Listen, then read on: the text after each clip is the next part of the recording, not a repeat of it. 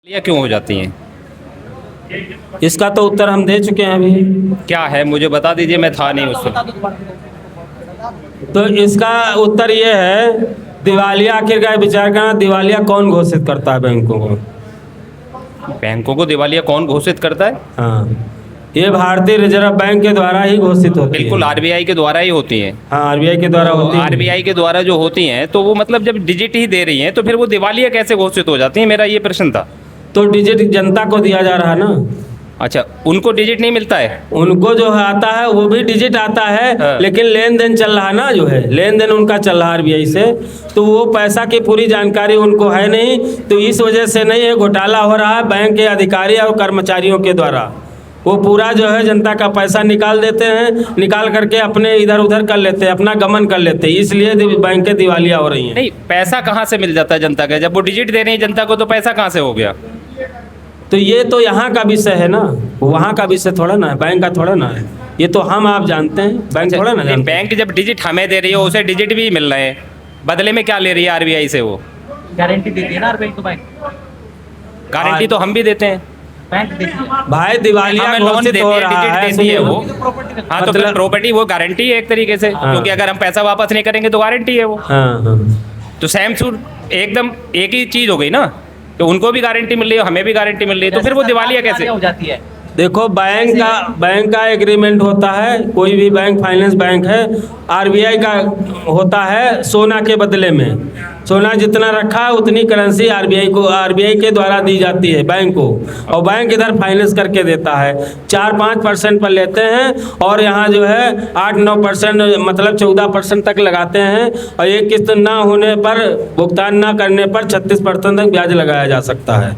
इसलिए बैंक से जब पूछा गया है कि मतलब जो है बैंक की वसूली कितनी होती है, कई बैंकों से जानकारी लिया गया है, तो सवाल एक ही उत्तर आया है कि 15 से 16% तक वसूली होती है, और तब भी बैंक मुनाफे में जा रहा है, तब भी मुनाफे में जा रहा है। तो इसका कारण क्या है, समझो क्यों मुनाफे में जा रहा है। मैं इन्हीं के प्रश्न पे इजाफा कर दूं। बहरहाल जहन में मेरे भी है, और ये यहाँ कोई बाहर के नहीं, अपने लोग बैठे हुए हैं, तो कोई रास्ता निकला है, बढ़िया है।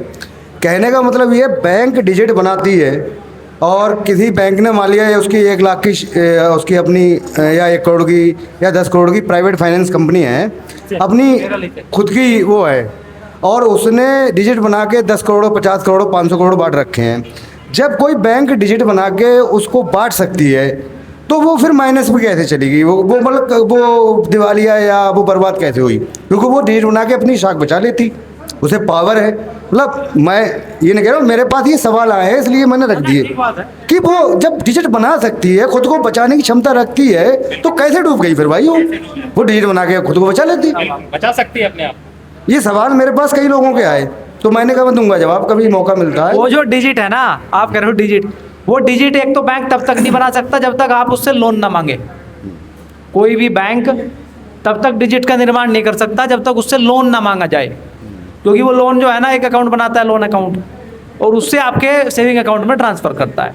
ये अलग अलग डिपार्टमेंट हैं, मैनेजर इस काम को नहीं कर सकता, जो ब्रांच मैनेजर है, ये डिपार्टमेंट पूरा अलग होता है इनका। तो वो जो इन्होंने बताया शुरू में ही कि बैंक कैसे डिफ़ॉल्ट होता है, ये तो चल गया उसका लोन वाला मैटर। वो लोन दे सकता है आपको, जितनी उसकी प्रॉपर्टी है उससे 10 गुना ज़्यादा, अभी और बढ़ा लिया नियम उन्होंने। मतलब जितनी बैंक की संपत्ति है उससे जितना उसके पास डिपॉजिट है या जितनी संपत्ति है उससे 10 गुना ज़्यादा वो लोन दे सकता है। अब उसने दे दिया है लोन, अगर उससे भी ज़्यादा तो डिफ़ॉल्ट होना है उसको जी। 10 गुना से भी ज़्यादा आरबीआई की गाइडलाइन जो उसको मिली है, और कुछ कैश उसको रखना पड़ता है। एक नियम है ये कि इतना कैश रखना पड़ेगा, कुछ उसे गारंटी के तौर पे आरबीआई में रखना पड़ेगा, रिजर्व करना पड़ेगा। कोई भी बैंक हो। अगर वो उन शर्तों में असफल हो जाएगा तो वो डिफ़ॉल्ट हो जाएगा, दिवालिया हो जाएगा उसका बैंक का। हमको क्या लगेगा कि इसका लोन वापस नहीं आया इसलिए दिवालिया? नहीं, वो तो पूछ लिया ना इन्होंने आरटीआई से। 15% रिकवरी पे भी बैंक फायदे में है, प्रॉफिट में जा रहा है। उसको उसके जो अधिकारी हैं, जो गोल्ड रखना है उसको या कुछ रखना है, उसमें वो गमन कर लेते हैं। उसकी जो ऊपरली प्रॉपर्टी है, कुछ अधिकारी है ना ऊपर, वो पूरे डिपार्टमेंट का मतलब कुछ अधिकारी मिलके वो गमन कर लेंगे उसको।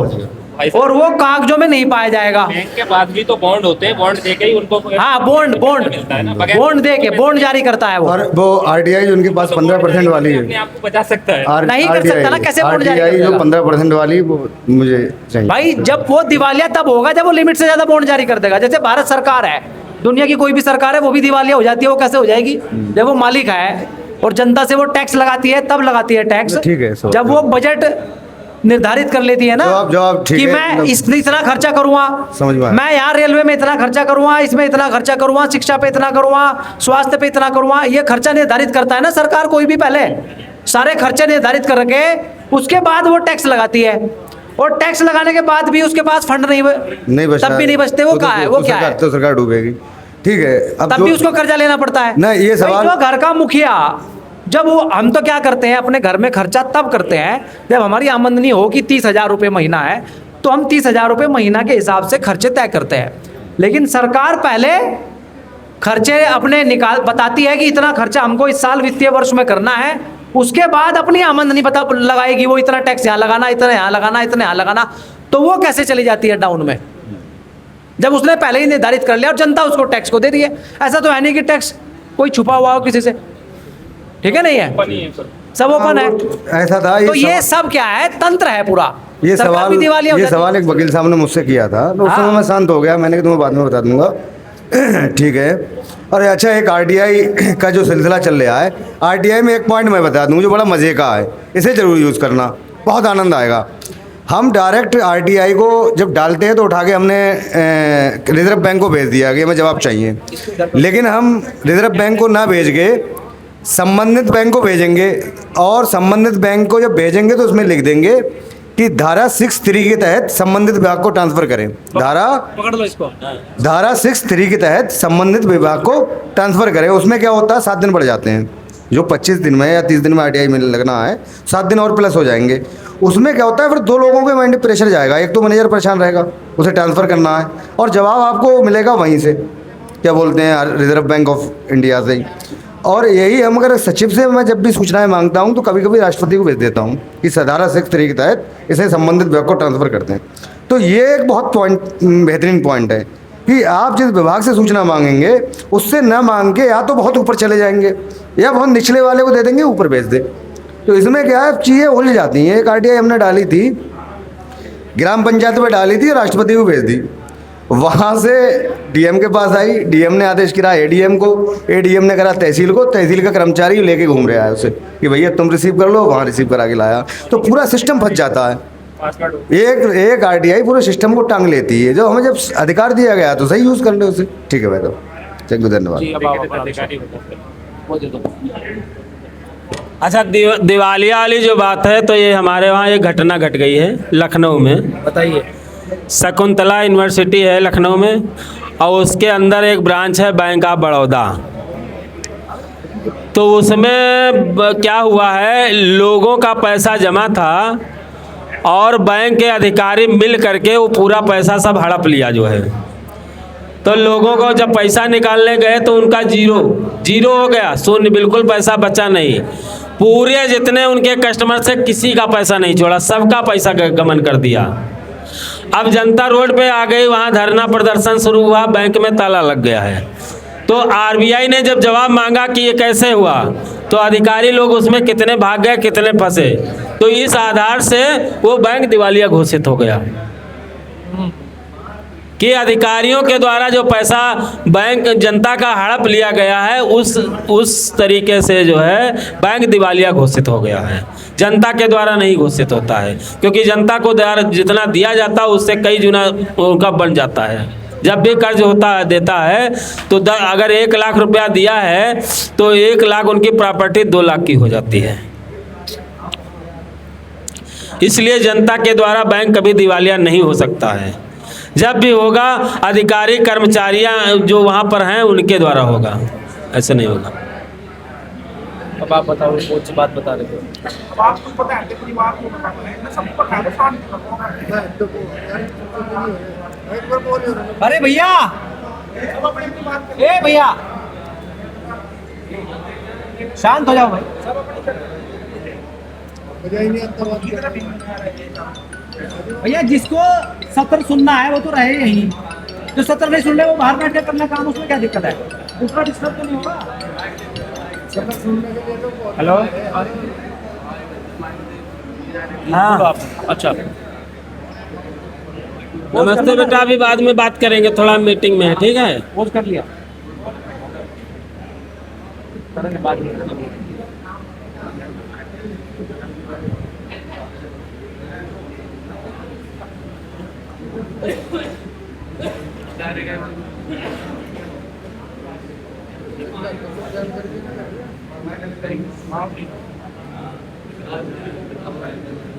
कोई महत्वपूर्ण जानकारी ले रहे थे वो बता हाँ वही दे रहे हैं। अरे सेठ जी यार पीछे बैठ रहा हूँ, खड़े होकर बड़ा डिस्टर्ब हो रहा है। भाई सवाल पूछो पूछो सवाल। सर हेलो, इंश्योरेंस कंपनी है सर, अभी नया नया बीमा हुआ है, लेकिन जब वो बीमा कराते हैं तो मिनिमम डेट वो टाइम 2 साल या 3 साल बोलते हैं, 3 साल से पहले नहीं निकलेगा। आदमी को पता नहीं, जो जो उसमें कर तो देता है लेकिन फिर वो नहीं भर पाता। अगर उसे रिफंड लेना चाहें तो 3 साल बाद ही ले पाएंगे उनके एग्रीमेंट द्वारा, या फिर पहले ले सकते हैं। कौन सा बीमा है? जनरल इंश्योरेंस है। कहेगा HDFC बैंक है। लोन पे आधारित है बीमा? नहीं, कैसे है बीमा? लोन नहीं है, जैसे हम अपना बीमा कराते हैं एक्सीडेंटल या लाइफ इंश्योरेंस बीमा, अब वो टाइम पहले लेके चलते हैं, कम से कम 3 साल भरना, लेकिन इतने फायदे बता देते हैं आदमी तब तो कर देता है, लेकिन बाद में प्रॉब्लम क्रिएट होती है, फिर वो नहीं भर पाता किसी कीमत पे। तो मैं ये जानना चाह रहा हूँ, वो पैसा 3-4 साल बाद ही मिलेगा अगर पहले की कोई प्रोसेस हो लेने की? वो तो बैंक का अनुबंध होता है ना, नियम शर्तें पहले दे देते हैं ना, तो उसी आधार से करते हैं। और इसके बारे में हम क्या जानकारी दें? इससे कोई मतलब नहीं है ना, जो है इसका कोई मतलब नहीं है, बीमा से कोई मतलब नहीं। पैसा तो बैंक में यहाँ तो ऋण के संबंधित आप जानकारी ले सकते हैं। जो है पूछो पूछो आपका मेरा सवाल ये है, रुपए को लेके, जैसे देवेंद्र बलाई सर बोल रहे थे कि पैसा बैंक से निकालो, कैसे भी बच जाएंगे। अब कुछ लोगों ने बीमा नए किए हैं, बाद में पता चला तो वो बोल रहे हैं रिटर्न कराने के, लेकिन टाइम पहले से टाइम पीरियड 3 साल दे दिया है, कम से कम 3 साल 2 साल, तो वो लॉक पीरियड हो गया उसमें, तो वो हम फिर 3 साल बाद ही निकाल पाएंगे, वो पैसा नहीं निकल पाएगा। 3 साल से पहले अगर 10 करोड़ रुपया भी आपने जमा कर रखा तो वो देने का नहीं 1 रुपया भी। हाँ। अगर 3 साल उसकी प्रीमियम पूरी कर दी तो जब 3 साल के बाद ले ले, जब उसका मैच्योरिटी का टाइम होगा तब ले ले, कभी ले ले। वो 65% 3 साल के बाद आप जितना जमा करा उसका 65% आपको वो देंगे। ये उन्होंने अपना प्रोसेस बना रखा।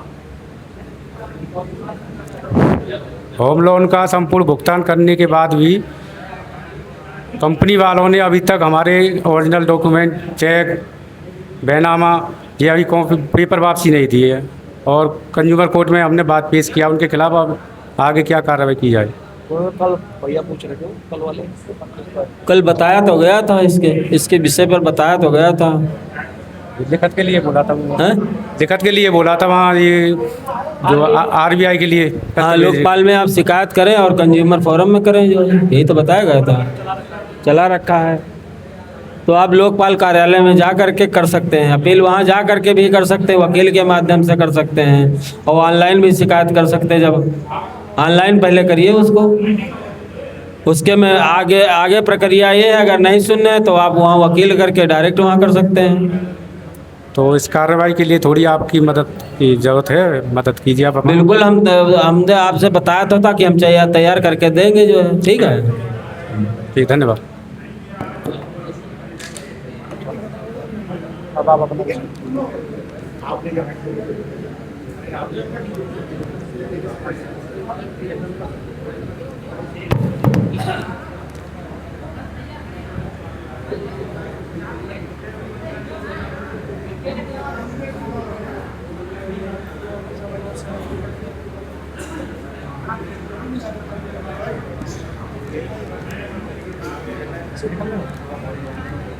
नहीं एक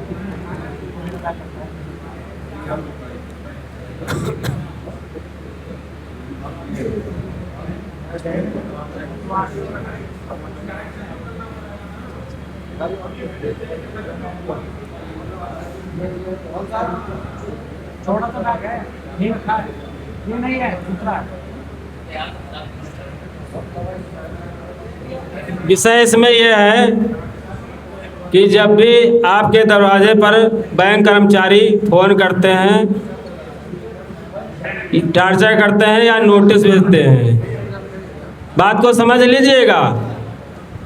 यानी बैंक कर्मचारी लोन के विषय में जब भी आपको फ़ोन करते हैं या नोटिस भेजते हैं या बातचीत करते हैं या आमने सामने आकर के बातचीत करते हैं, अगर फ़ोन पर आकर के बातचीत करते हैं तो उनको कॉल रिकॉर्ड ज़रूर कर लेना। सामने अगर घर के सामने कोई आया है, घर में आया है, बाहर आया है, तो उसका वीडियो रिकॉर्डिंग ज़रूर कर लेना। इसलिए कि वो लोन के विषय पर आया है और ये आपका संविधान में अधिकार दिया गया है। कानूनी बचाव के लिए अपना जो है एक रिकॉर्ड बना लेना।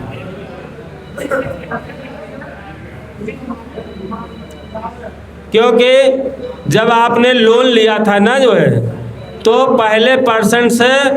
पहले दिन से ही 100% शून्य लोन हो गया है। बैंक प्राइवेट ने मुझे भी असली नगद सिक्के नहीं दिए हैं। यानी बैंक ने जो हमको दिया है वो असली सिक्के नहीं दिया है, नगद रुपया नहीं दिया है, केवल कंप्यूटर पर संख्या टाइप करके दिया है।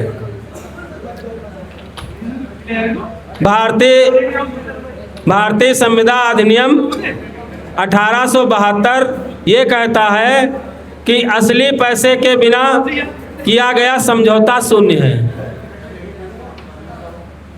यानी ये वो संवैधानिक अधिकार है, उसमें धारा 25 लिखा है भारतीय संविदा अधिनियम 1872। उसमें ये लिखा हुआ है कि असली नगद या सिक्के नहीं दिए गए हैं, केवल कंप्यूटर पर संख्याएं टाइप की गई हैं। धारा 25 अधिनियम संविदा 1872 असली पैसे के बिना किया गया समझौता शून्य है। इसका जो है उच्चतम न्यायालय केनरा बैंक बनाम केनरा सेल्स कॉरपोरेशन, इसमें ये मुकदमा नंबर है, ये हमसे लोग ले लेंगे जो है इसकी जानकारी। ये 1986 में इसका मुकदमा लगा, आज की बात नहीं है। ये 1986 में मुकदमा लगा। इसका मुकदमा नंबर है 2SC 136।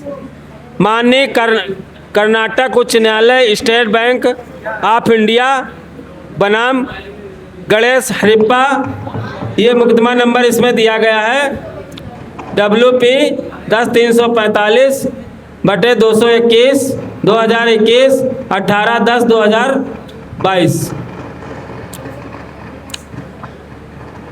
वैध मुद्रा यानी वैध मुद्रा लीगल टेंडर का मतलब केवल RBI द्वारा मुद्रित भौतिक नगद सिक्के हैं, यानी RBI द्वारा, और कुछ नहीं।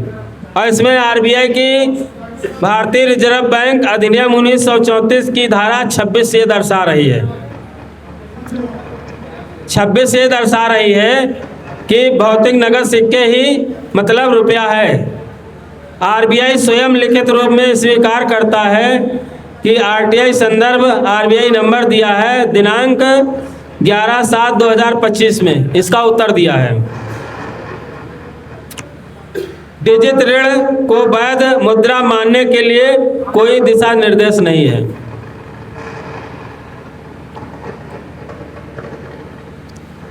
यानी डिजिट ऋण को वैध मुद्रा मानने का कोई दिशा निर्देश नहीं है। जो कोई कह दे, ये सरसरा कह रहा, अगर बैंक वाला कोई कह रहा है डिजिट ही रुपया हमने दिया है, तो डिजिट वो रुपया नहीं ना वैध मुद्रा है, कोई उसका दिशा निर्देश नहीं है।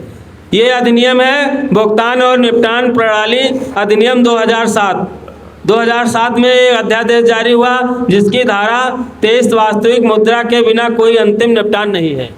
जब तक कोई मतलब वास्तविक मुद्रा नहीं दिया गया है तो उसका निपटान नहीं है।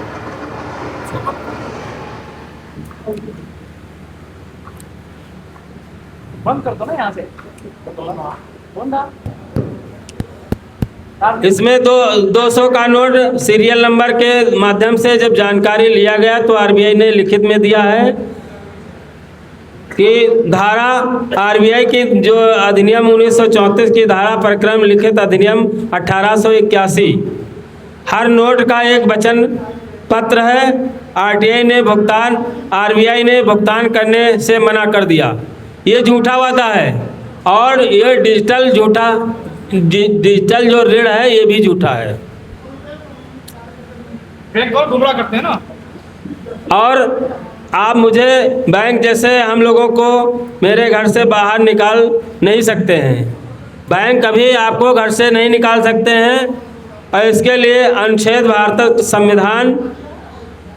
21 भारत संविधान जीवन जीने का अधिकार, आश्रय का अधिकार शामिल भी है। इसके लिए आप लड़ाई लड़ सकते हैं, बैंक पर हमला भी कर सकते हैं। अपनी प्रॉपर्टी और अपनी संपत्ति बचाने के लिए आप लड़ाई लड़ सकते हैं, ये संविधान अधिकार देता है। ये कौन सी धारा में है? भारतीय संविधान अनुच्छेद 21। और बैंक एनबीएफसी मतलब वही फाइनेंस कंपनी केवल कंप्यूटर पर संख्याएं टाइप करके ऋण धन बनाने का कभी कोई अनुमति नहीं दी है। यानी ये बैंक ने अनुमति नहीं दी है, तब भी दिया जा रहा है। उन्होंने स्पष्ट रूप से लिखा है आरबीआई ने कोई विशेष निर्देश नहीं जारी किया है और उधार देने वाला केवल बैंक की अपनी निजी बोर्ड नीति है। इसलिए बैंक ने मुझे कोई वास्तविक कानूनी मूल्य नहीं दिया, कोई वैध प्रतिफल यानी रुपया नहीं दिया है और भारतीय संविधान अधिनियम की धारा 25 के तहत पूरा ऋण शून्य है। 100% पूरा ऋण शून्य है और निजी कंपनी अपनी नीति मेरे घर, बाइक व वेतन को कभी नहीं छीन सकती है। यानी ये आरबीआई का दिशा निर्देश है कि आपकी प्रॉपर्टी हो या वाहन हो या वेतन हो, जैसे लोग कहते हैं बैंक से पैसा मेरा कट गया, अकाउंट से पैसा कट गया, ऋण लिया बैंक अकाउंट से पैसा कट गया, ये कानून अपराध है। इसके लिए आप लोकपाल कार्यालय में शिकायत कर सकते हैं क्योंकि ये भारतीय संविधान अनुच्छेद 301 का उल्लंघन करता है। भारतीय संविधान अनुच्छेद आर्टिकल यानी 301 उठा करके देखेंगे तो इसमें ये दिया गया है कि आपकी प्रॉपर्टी, वेतन और वाहन बैंक कभी नहीं, कोई नहीं छीन सकता है। ऋण से कोई मतलब नहीं, यानी ऋण लिया है तो क्या प्रॉपर्टी छीन लोगे? ऋण की बात करोगे, पैसे की बात करोगे, उसके लिए हमने कागज भेज रखा है, तो प्रॉपर्टी नहीं छीन सकते हो। ये अधिकार नहीं देता संविधान, ये अधिकार नहीं देता। इसमें एक आदेश अध्यादेश है 301, इसको पढ़ेंगे, भारतीय संविधान में पढ़ेंगे। महोदय, ये उनके हस्तांतरित पत्र में आरबीआई के अपने शब्दों में, मेरे शब्द नहीं, ये आरबीआई का शब्द है, आरबीआई ने लिखित में दिया है। कृपया मेरे ऋण को पूरी तरह से रद्द करें और बैंक को लागत का भुगतान करने का आदेश दें। यानी ये जब लोकपाल कार्यालय को आप देंगे, लिखित में देंगे या आरबीआई से शिकायत करेंगे तो उनसे जो आपका जितना हर्जा खर्चा है वापस लेने का आपका अधिकार है।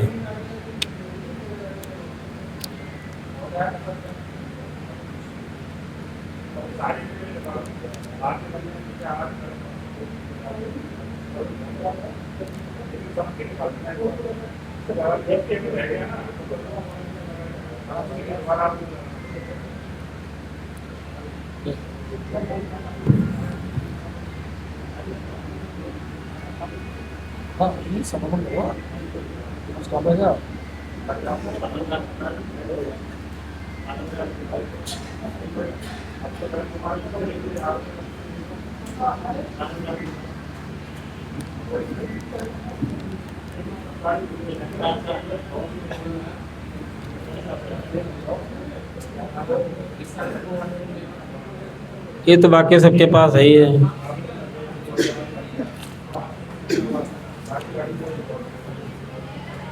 कानूनी अधिकार हैं आपके, ऋण शून्य, कोई वैध प्रतिफल नहीं है। भारतीय संविदा अधिनियम 1872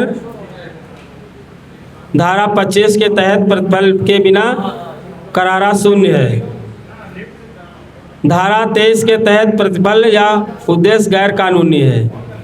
ये एक आदेश पारित हुआ है माननीय उच्च न्यायालय आरबीआई बनाम पीआरएलएस जनरल फाइनेंस कंपनी के द्वारा। ये मुकदमा नंबर है इसका।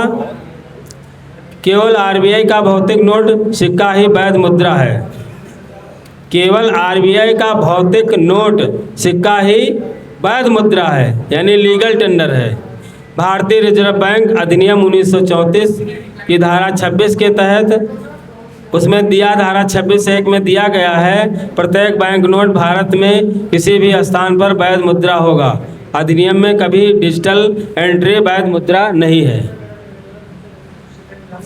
बैंक का नोट वचन पत्र है, ये स्वीकार करने से मना करना अपराध है।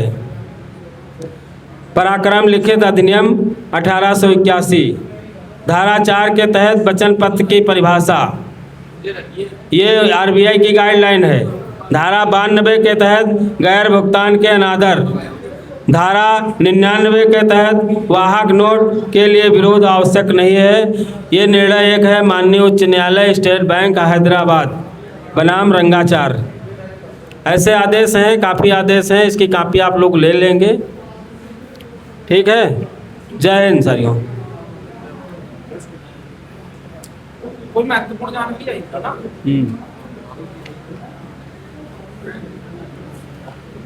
लीजिए भी समापन कर दो, कुछ क्या ना समापन कर दो, बस समापन वो सब बोल दो फिर आप।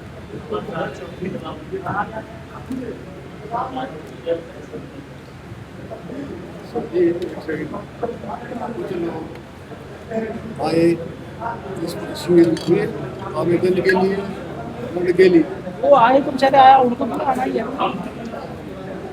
क्या करें उनको भगा देंगे।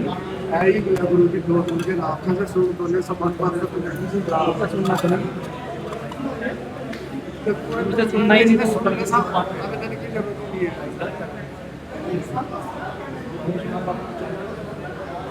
मान सिंह का बागी रगड़ता है। क्या बात है, यहाँ कोई रास्ता नहीं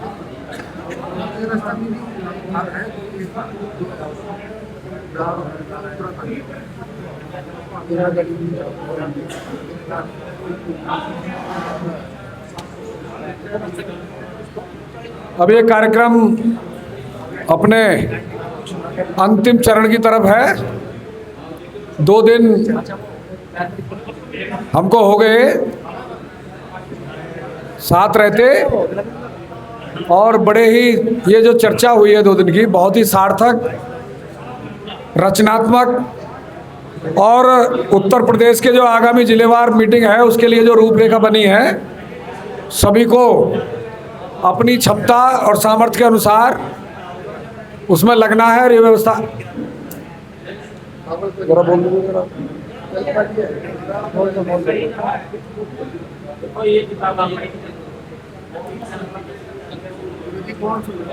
ये कर्ज का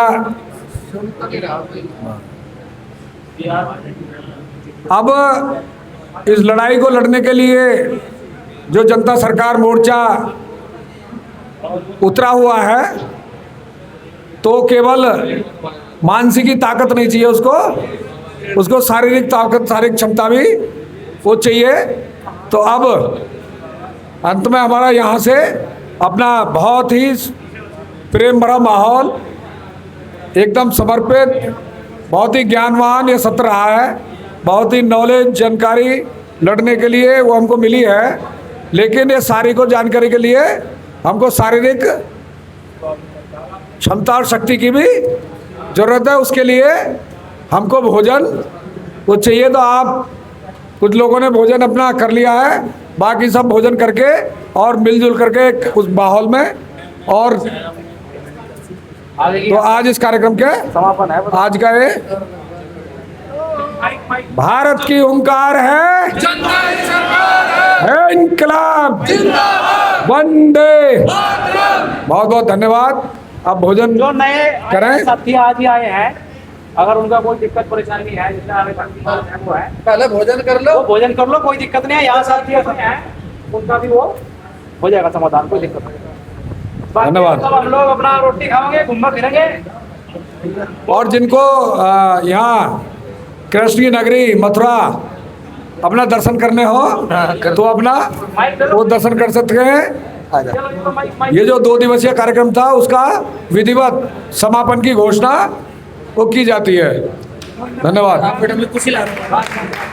आप सब महत्वपूर्ण समय निकाल करके आए, उसके लिए बहुत बहुत आभार, धन्यवाद। और सौरभ भाई का, जिन्होंने हम सबके लिए इतनी सुंदर शानदार व्यवस्था वो रखी, सौरभ भाई का भी बहुत बहुत धन्यवाद।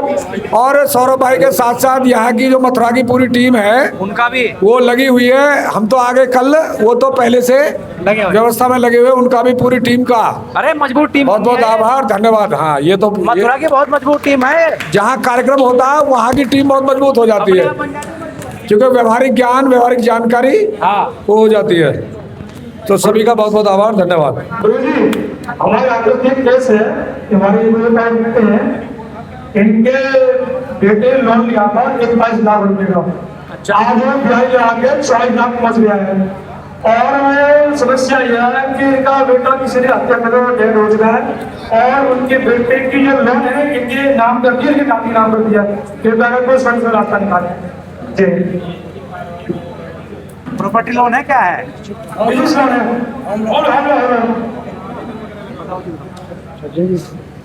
हाँ भाई लाभ, बहुत बढ़िया। आप लड़ाई लड़ रहे हो।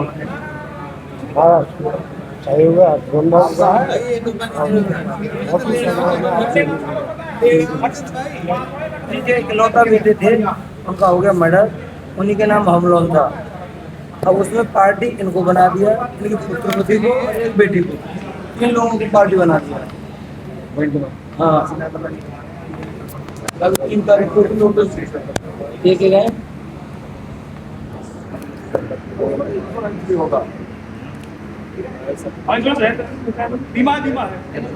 निकल रहे हो? हाँ, करवा रहे। बीमा लोन का बीमा पहले चलता है, उसी में हो जाता है। अगर बीमा के तो लोन कर नहीं सकता ना, बीमा तो निकलवाइए। इतनी बड़ी लोन तो खरीद नहीं सकती। मगर बीमा के लोन नहीं कर सकता हूँ। नाम बोल एक ही बेटी, मतलब 3 तो आ गई, 3600 दे दिया। मर्डर हो गया। हफ्ते भर और अपने मायके में है, बाबू जी अकेले हैं। और दिसंबर में बाबू जी को 28 की आ चुका है। भूल भी नहीं पाते हैं।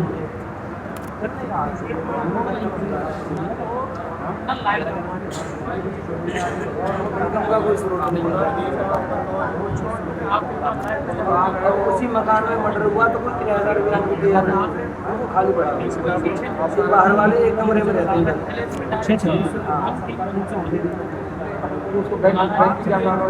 बेंगलुरु भेजे गया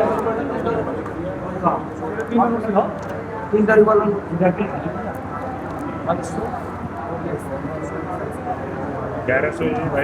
लास्ट दिया 3 अगस्त को।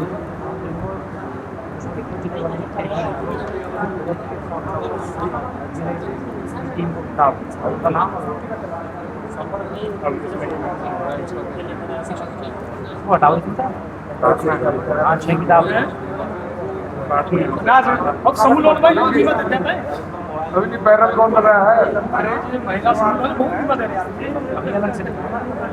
ये देखो नहीं, 6 किलो आप पैरल भी तो कोई पैर भी नहीं कर रहा, कोई है यात्रा वाला, कोई रिश्तेदार, कोई ऐसा हो आगे 6 किताब पैरल आप बताना। हाथरस से। आप